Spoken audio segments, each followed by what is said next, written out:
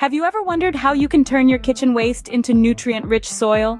The answer is composting, a natural process that transforms organic waste into a sustainable source of fertilizer for your garden.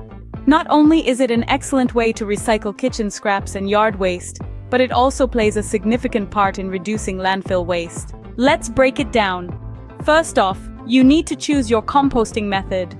You could opt for a simple compost pile, a compost bin, or a tumbler for easy mixing and aeration. Each has its own merits and drawbacks, so choose what suits your needs best. Next, select the right location for your composting setup. A sunny spot with good drainage is ideal.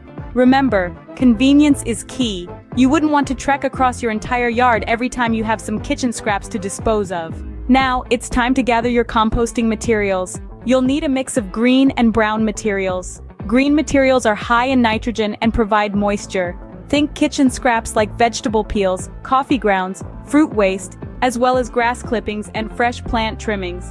Brown materials, on the other hand, are high in carbon and provide structure. These include dry leaves, straw, shredded paper, cardboard, and wood chips.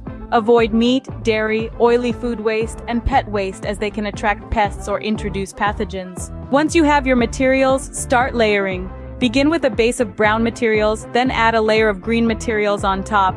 Repeat this process, making sure to keep the pile moist but not soggy. Proper maintenance is crucial for successful composting.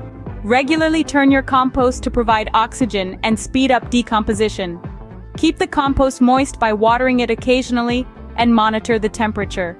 A compost pile should ideally reach between 130–150 degrees F, 55–65 degrees C to effectively kill weed seeds and pathogens. If you run into issues, don't worry. Troubleshooting is part of the process. If your compost smells bad, it may be too wet or lack proper aeration. If it's not decomposing, it may lack moisture or nitrogen. If pests become a problem, consider using a compost bin with a secure lid. Finally, after 2 to 6 months, your compost should be ready to harvest. Look for a dark brown, crumbly texture and an earthy smell.